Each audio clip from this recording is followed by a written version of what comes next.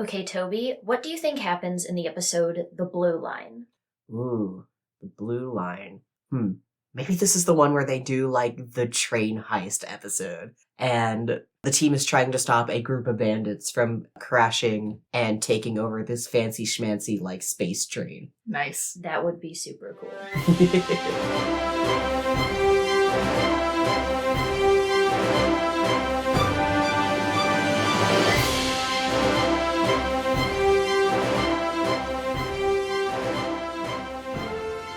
Hello, and welcome to Infinity and Rewind. I'm your co-host, Victor Bell. I am your other co-host, Toby. And I'm Alexander. I'm also here. So, today we watched The Blue Line. This is an episode I don't see people talk about a lot. Yeah, it's like one of those lesser-known ones, you know. People don't like to talk about it for some reason. It gets forgotten the same way like Plasma Boy gets forgotten. What episode was this one? This was episode... This is production number 12, so this is actually one of the earlier ones. Toby, would you like to start the description? Yeah, so the episode starts off, it looks like a scene out of the friggin', oh my god, what is his name? The Stallone cop. RoboCop. It looks like a scene out of the RoboCop cartoon. My bad. My brain stopped working for a second. All I had was Stallone cop. There's a whole bunch of, like, sirens and stuff like that. There's a bunch of, like, lasers shooting all over the place. XR and Booster run in, and Booster is, like, carrying the president under his arm like a football. Like a sack of flour. Literally like a sack of flour. Mm-hmm. Buzz is shouting at them to, like, get the president to safety. It's nuts upon nuts upon nuts. As soon as Booster reaches the wall, someone presses the button to close the, like, an emergency hatch. Mm-hmm. And XR is like, oh, we're not gonna make it. It's like a slow closing door. And Booster does, like, this slide. Baseball slide. Yeah, like, literally like a baseball slide to get under the door. He makes it, but the president doesn't, and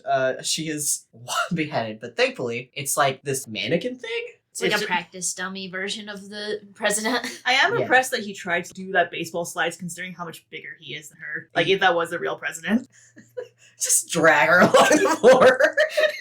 It's like, I'm glad you made it. How did you somehow not get the president through anyway? He did his best. He was so excited. But then the sirens stop, the door opens up, and XR rolls in. He looks so sad. Wheels in with the decapitated fake president's head. And it's just like, do you think anyone will notice if we put it on right away? And then Buzz and Mira. How's that for a ship name?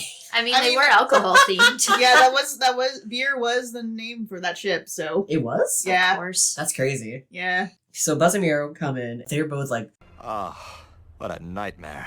and so, like, Buzz reminds Booster that there's, like, other exits, and Booster's just completely forgot about him because he was so excited about beating his time from last year. Yeah, like Because he's supposed to memorize the other exits because it's a drill that they're doing. It's just a like practice run for if you have to evacuate or like, get somebody important to safety. Here are the exits. Remember where they are, so you don't have to do that dramatic slide. But he was just like, but I want it to be my best time. he was trying to speed run.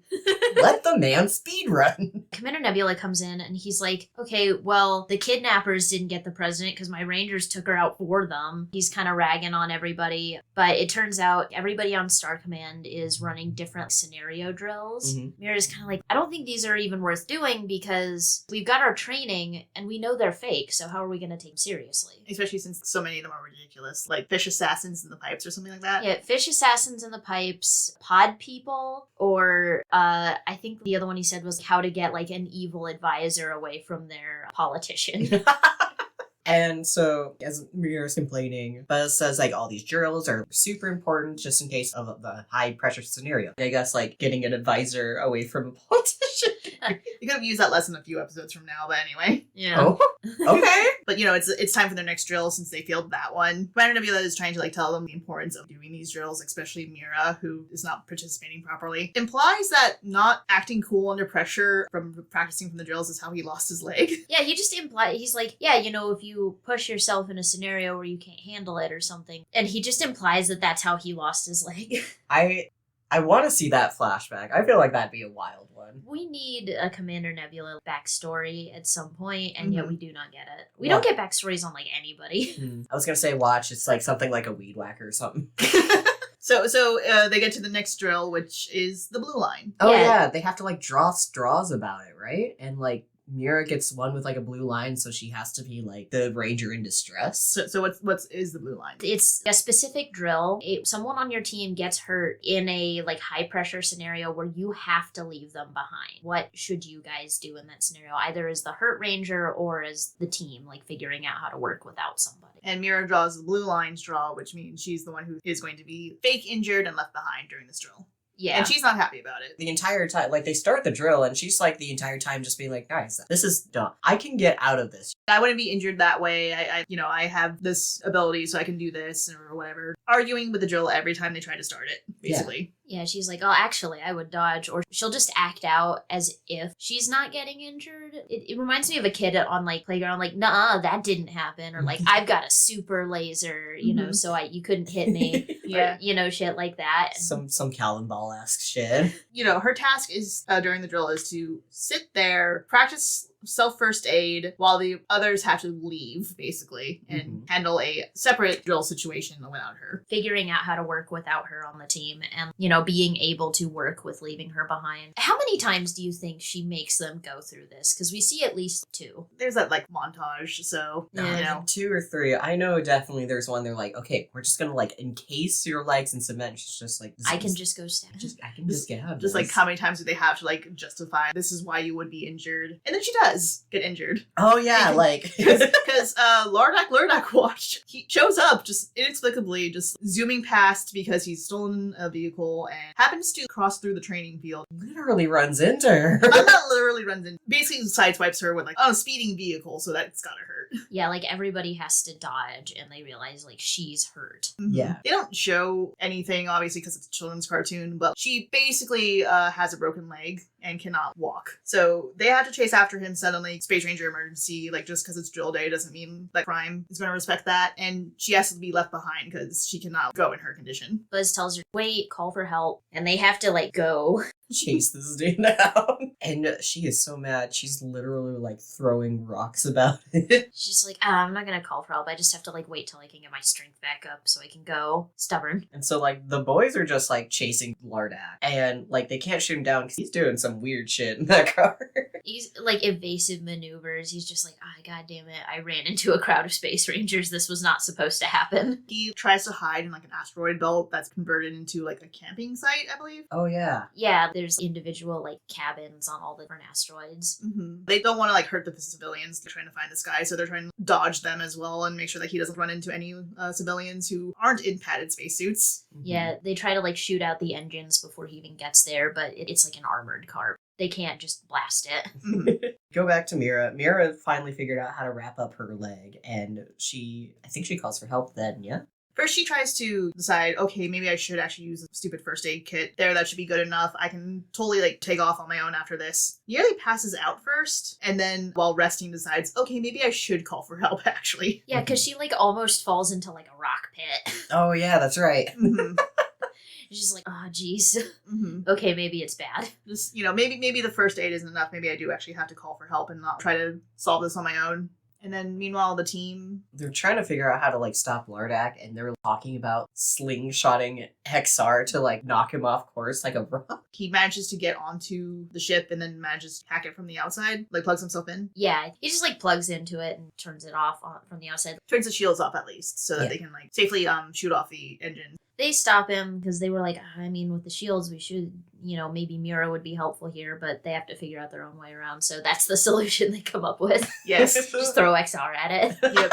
Because, like, Mira would be able to phase in through and get him without her. That's like, what if we just shoot XR at it instead? I mean, he's the expendable one. He says as much.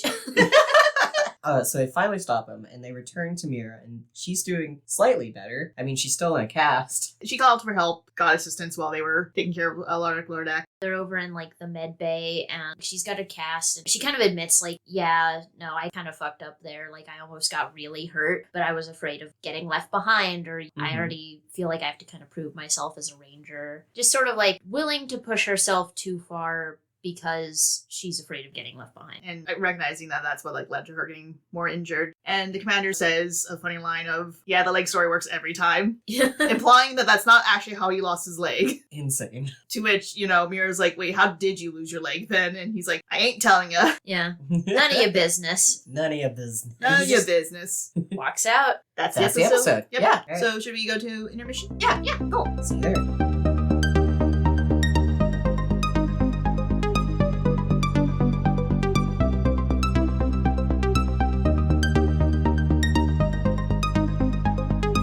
Hi, and welcome to the intermission. And happy April Fools! And happy birthday! Happy birthday! Yay! It's my birthday.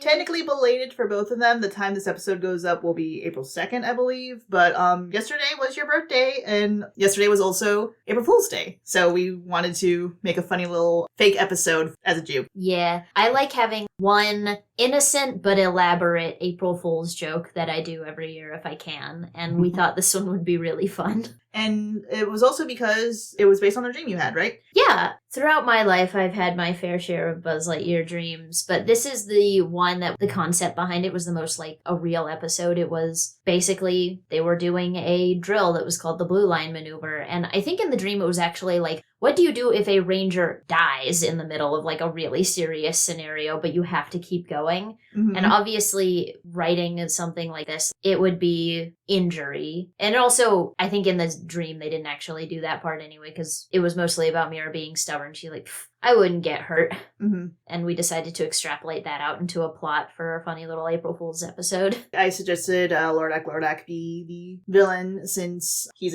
not a notable villain in the show, but is the one who like Mira interacts with, like stops the most. So I thought it'd be funny if she wasn't the one to stop him this time, but was in a Mira-centric episode. Yeah, he keeps showing up in Mira-centric episodes, but like I thought it would be fun to have like an incidental villain. Like I know that people would remember if it was like a major villain episode, but a lot of the weird side sweep ones get forgotten.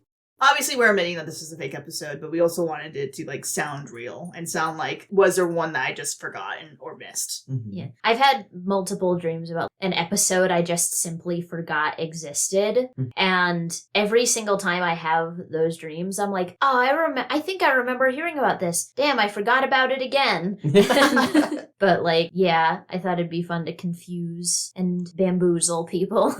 Especially for anyone out there who also hasn't seen the series and is just living it through us. This one isn't real. You're not going to find this one anywhere. Yeah, if you already went ahead and like tried to look up this episode preemptively, sorry, we wasted your time. If you did find an episode like this in like some sort of like crusty like thing, that's a curse. You should probably throw that away. That's candle coving. You need to put that away. Yeah, put it down, walk away, go get some fresh air. Resolve some childhood trauma, I guess. I don't know what Candle Club's about. Cool to hear the background on this one. I thought it would be fun. I think I did a pretty good job. Hell yeah. Hell yeah. So we will be back with you in the discussion. Yeah. All right. All right. See ya. See ya. Yeah.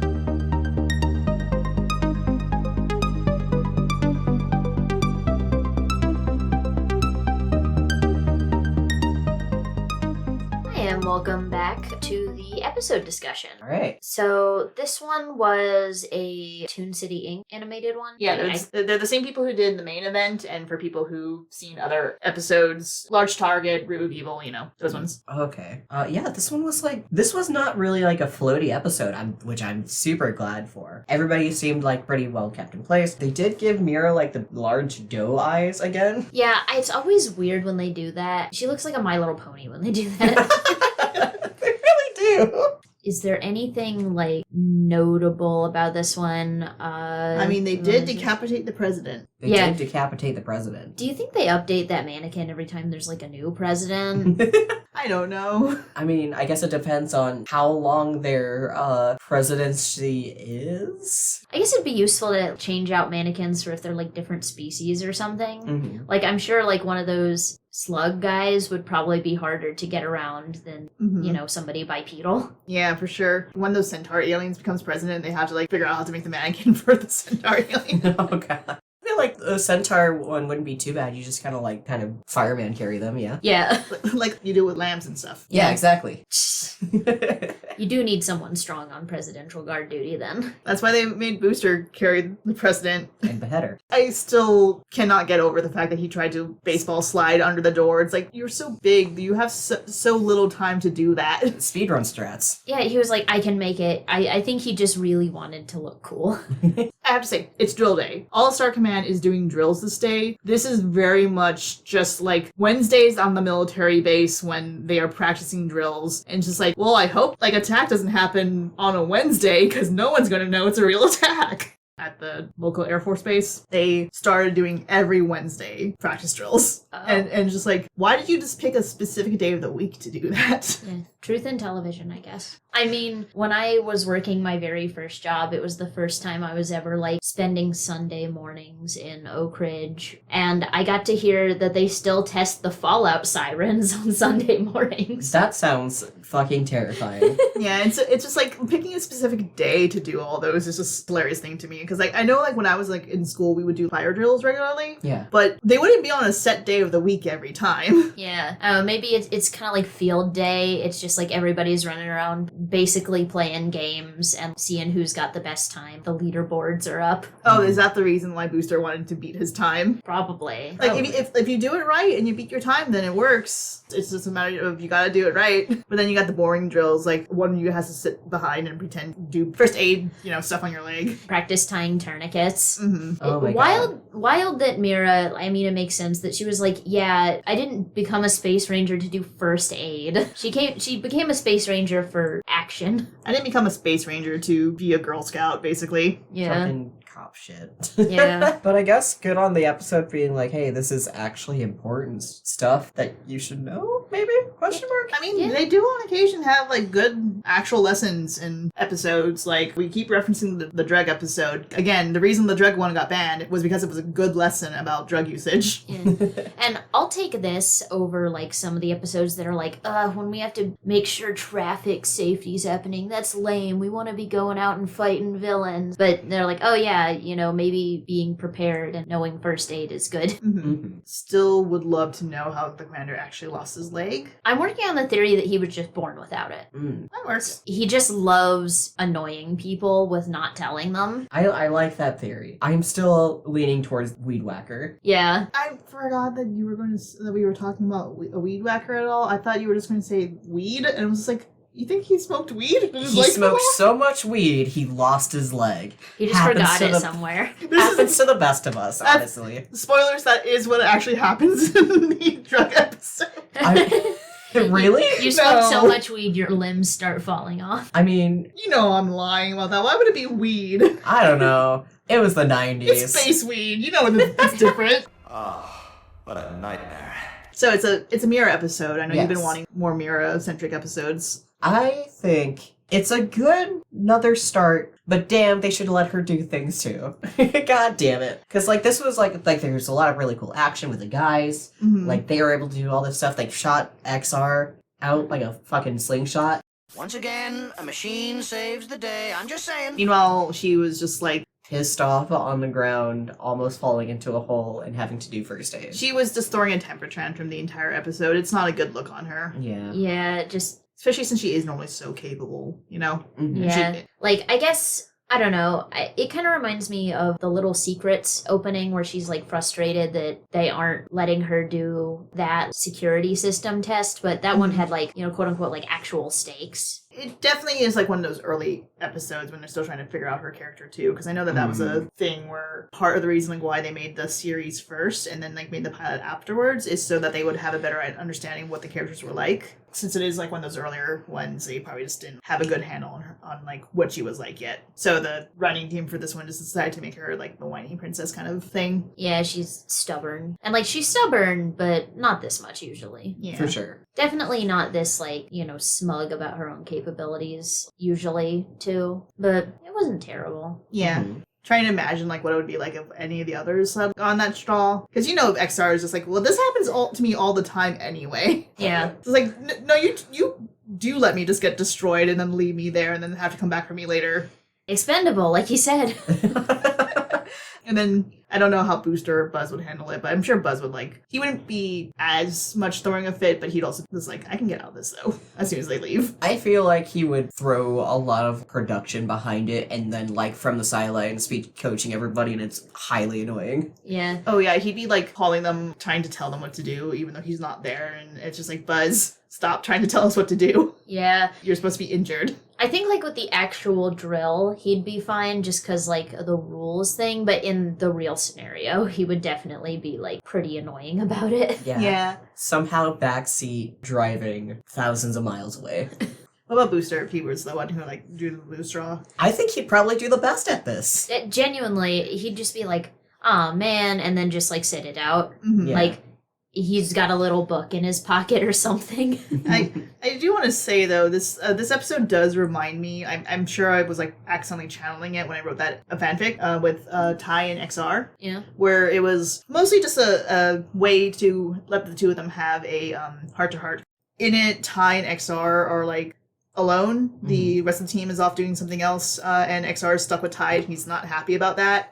Ty is injured, and XR is just trying to drag him along anyway, because he can't, leave him behind, even if he does kind of want to. Mm-hmm. And Ty has to be hey, you're going to make the injury worse, sit and wait with me. Yeah. And XR is just also antsy about that, because he does want to get back to the others. You gotta internalize the, you need to rest, especially if you're sick or hurt or something. Especially if you are dragging somebody who has a broken leg, and dragging them on the ground because you're too short to carry them is going to make it worse. That was Ty's reasoning in the fanfic I wrote, basically. Yeah. Just stop it. I'm already injured. I don't want to be injured worse. That does make me think there's definitely a reason they put Booster in the escorting the president role. But I am now just picturing XR also trying to win that thing, and his solution just being to pitch her through the door in front of him. Just long arm Yeah. I mean, he can. I'm just saying he can extendo arms his reach. He could just shove her under and just okay, but now she's alone. Yeah, now she's alone in the launch bay or whatever. And the kidnappers can get to her. Good job, XR. And your arms are crushed now because the door's slammed shut. And he loses those hands all the time. Yeah. Just cousin it. No wait, is it the thing? It's Thing. It's Thang. Just Thang his hands over That there. Thang. He does do That that thing. in an episode. Really? Yeah, I mean, That makes sense. do you not remember that? I don't remember which episode. I want to say Enemy Without a Face. I'll be honest, I don't remember much of Enemy Without a Face in general, so... It's the one with the parasites. Oh, it's that one. Okay, I straight up had that one mixed up with the Shape Stealer, so... We're just saying things and you're just what's going on? I am in the middle right now trying to figure out what half of these episodes are, and if they're gonna be horror themed, or if it's just gonna be whatever. I'm really gonna Steals your have to flesh. emotionally prepare for Crawling Flesh. Oh. That one's fucked up. What the fuck? That's crazy. I feel like the idea of the little private camping asteroids is pretty funny. Yeah. Wait, are those the same ones that XL was living in? He bought one of his own. He got a condo. It's a He got a timeshare. condo. It's one of those timeshare resorts things. He just got one of the condos and built a thing into it. Oh god. Yeah. Imagine having to do a timeshare on an asteroid. I would they're- eat my own hands. They're always bumping into each other and shit, right? Yeah, presumably. Especially since so many people love to illegally drive through there. I mean, if makes sense, if they're supposed to be cabins in the wood, quote unquote, the amount of times I've done cabins in the woods and just some jackass was just out in the middle of the woods tearing it up on ATV. yeah. They'll flick out on a fucking four-wheeler. Yeah. I can't say anything. I was one of those. Fair. I guess I don't have a lot more to say. There's probably a reason this is one of the ones that gets forgotten relatively frequently. It's Rescue Mission, Rookie of the Year, and stuff like that. Yeah, I mean, even the video quality that you were showing me was pretty wildly mid compared to the other episodes. Oh yeah, some of the recordings are kind of gnarly. At least it's not as crunchy as the ones I have on my DVDs. I haven't even shown you what Inside Job. That one is so crunchy. It looks like somebody put it in a microwave on my DVD. So I don't blame anybody for having slightly worse quality on any given episode. Mm-hmm. I guess I was spoiled. Pretty bog standard episode. Not much to say. Do you remember what the fans thought of this one? Because I don't remember there being much talk about it, especially for the people who her fans of Mira. It's not the best example of her. Yeah, I think it falls into the little secrets zone as far as Mira characterization of Like, it just felt like there wasn't, like, very many stakes to this one. I know it's one that people who like the background rangers love to like expand on them a little bit, but there's not like a whole lot. Oh yeah, was there any like background rangers that like people have like flocked to make like a canon character? That was never that big of a thing in Blosk, but like my favorite thing to do was there was like these two like background characters who one of them was headcanon to be Rocket Crockett's younger brother, Sprocket Crockett, and also the blue alien with the big red lips that I named Lenny Lips McGee. You know, the one that's kind of Greedo-esque, right? Sure, I don't know. In like the face shape. Yeah, Stars War. It looks more like a weird fly, like you know the bugs in Rescue Mission. They look like that, but like large. Kinda. And then they got like lips. Yeah, he's got like the lips and like the big yellow eyes and like the antenna and the ears. Yeah. So I always think of like Greedo, but Sure. I get you. But and I shipped them just because I thought it was funny. I forgot that they showed up together in this one, and that's part of the reason like why I started shipping them. Yeah, there's a lot. It's a good one for the background rangers just running around like, I saw my centaur alien. We get that one that's just a bald eagle for some reason. Yeah, no, that was weird. That was weird. There's not a lot of alien species in the show that are just furries, but like there's a couple. I'm actually really surprised that there's not more canon fan and character stuff in Blosk, because like it's something that's pretty prevalent in a couple of fandoms that I was when I was in high school, like Sherlock, salutes. Like One of the characters that was kind of not very prevalent in the show but had become basically a canon fandom character was Sebastian Moran, which was in the actual books. He was like the sniper that Moriarty hired. So, and he never showed up in like the actual show, but a lot of people were like, we gotta ship this fucking twink with somebody. Quick, somebody scour the books. Sebastian Moran, he worked very closely with Moriarty. There we go. We have a canon fandom character. So here's my theories on why this isn't like as much of a thing. Mm-hmm. For one thing, this is a show that came out in the 2000s. Mm-hmm. So it was before that era of doing that, or like shows that were still out in 2010 and whatnot. So like doing reruns or like starting then or later. Mm-hmm. And also, it wasn't that big of a fandom that we didn't scour through everything that we had to, like, scour through, you know? I noticed that there's characters like that in the Danny Phantom fandom. Mm-hmm. And part of the reason for that is because there's just nothing else to do, but people are still huge fans of the show, so they got to, like, took all the meat off the bones, like, and, you know, cooked it how they wanted it, and they're like, well, we gotta do something else. Let's get into the marrow. We're sucking out the marrow. We're sucking out the marrow, basically. Like, we're making broth.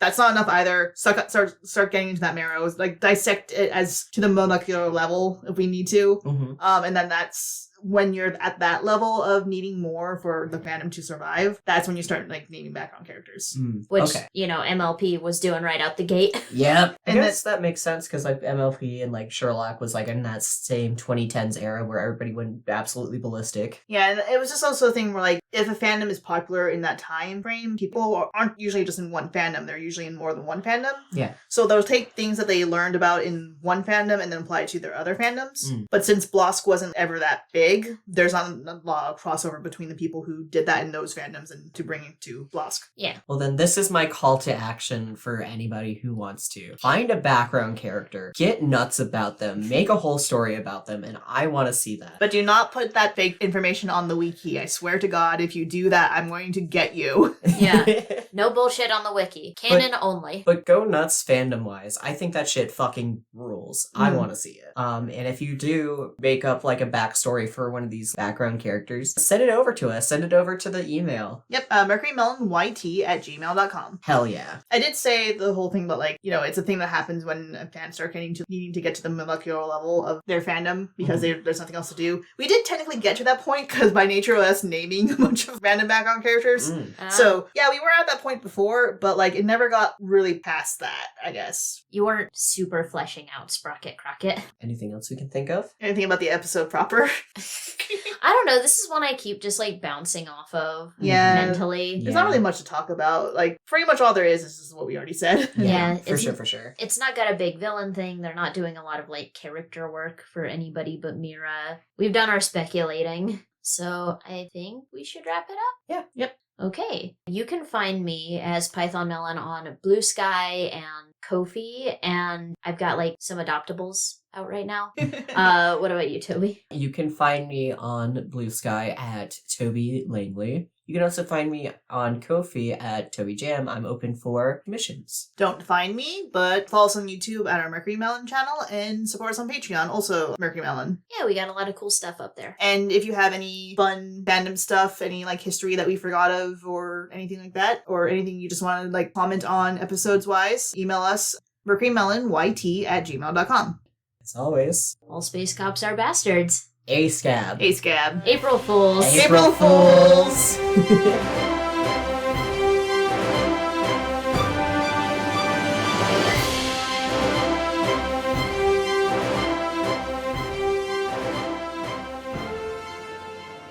Ah, what a Machine, I'm just a machine. nightmare. Machine.